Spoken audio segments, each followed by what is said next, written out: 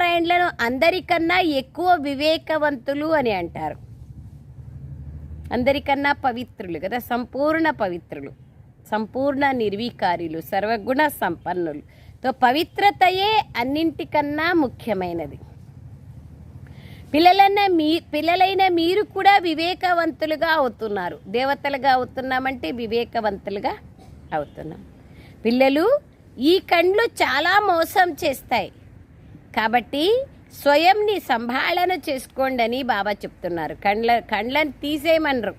భక్త కన్నప్ప కండ్లను తీసేసినారంటారు కదా, సూరదాస్ కండ్లను తీసేసినారు లేదా కండ్ల చూపు లేదు అని చెప్తారు కదా.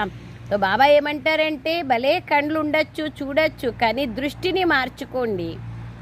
ఆత్మ భాయి దృష్టిని, ఈ కండ్లతో ఏదైతే చూస్తున్నాం ఇదంతా వినాశం అయిపోతుంది అని దీనిపైన మమకారాన్ని ఉంచకండి. అందుకే కండ్లు